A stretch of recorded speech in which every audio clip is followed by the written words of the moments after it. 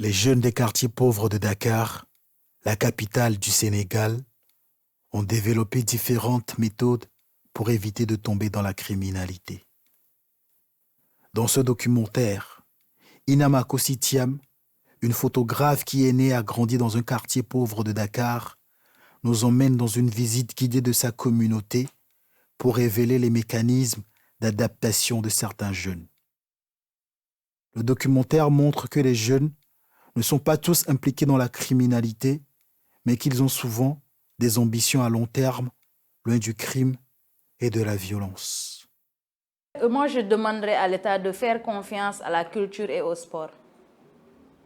Parce que au-delà de les métiers qu'on apprend dans ces lieux-là, il y a des gens qui sont là pour insister. Ils sont prêts à tout pour que tu ne verses pas dans la violence, ou que tu entreprennes quelque chose, que tu apprennes.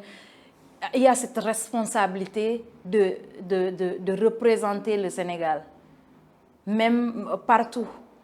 Et moi, j'ai fait le sport. Moi, la responsabilité, cette solidarité que j'amène ici, je l'ai appris dans le basket.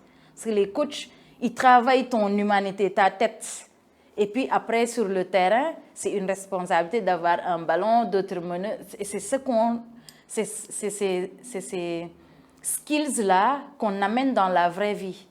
Le hip-hop, c'est la même chose. Il y a beaucoup de gens, on entreprend et on est dans un pays où la majorité sont des jeunes. Donc, ils écoutent la musique. Le hip-hop sénégalais est très, très social. Les graffeurs, ils veulent donner des messages. Ce n'est pas des taggers qui viennent écrire leur nom. Ils insistent, c'est un truc qui leur est propre, c'est un devoir pour eux. Les rappeurs, pareil. Et donc, pour moi, si cette jeunesse fait confiance à ces gens-là, l'État devrait aussi.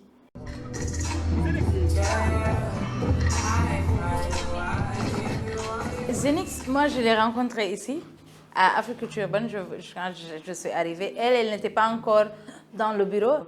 Elle venait en tant que graffeuse, des ateliers, des choses à faire pendant le festival. Mais ça me faisait du bien de la voir autour parce que je voyais qu'elle elle s'assumait déjà. Et aujourd'hui, je reconnais qu'en ce moment, je ne m'assumais pas. Donc, elle me donnait de la force. Sans même, elle ne le sait pas, je ne lui ai jamais dit. Alors, en tant qu'artiste, slameuse, graffeuse, voilà, qui a commencé quand même à faire pas mal de choses dans le mouvement hip-hop et les cultures urbaines. Et en fait, je pense que l'art peut être une alternative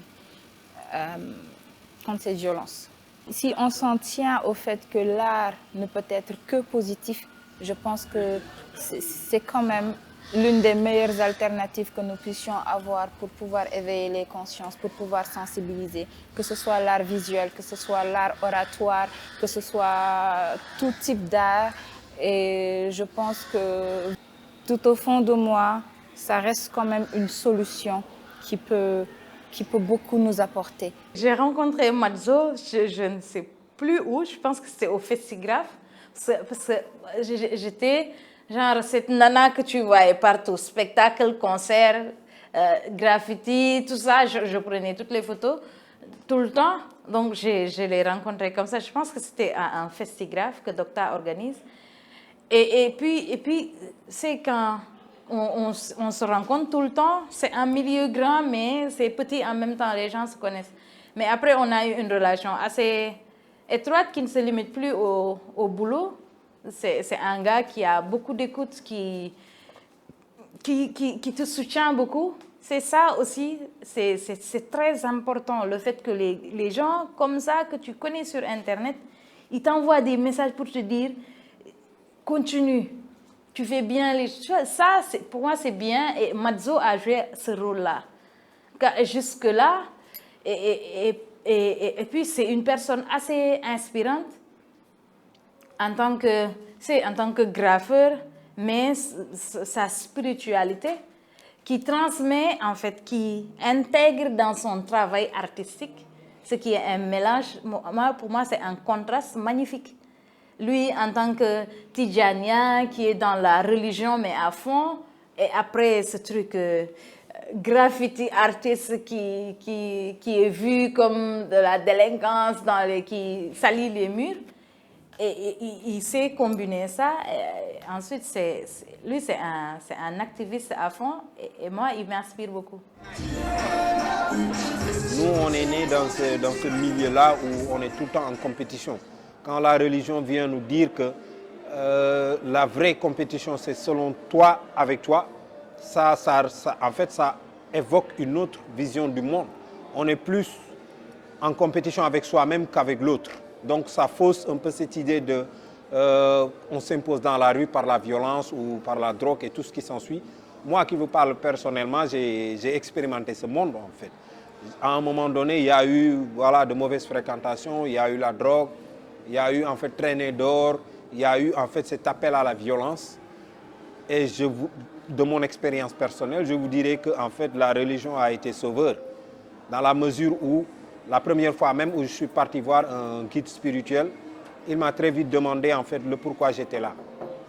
Et ma première réponse a été je veux canaliser cette colère qui m'habite en fait, parce qu'il y avait beaucoup de colère.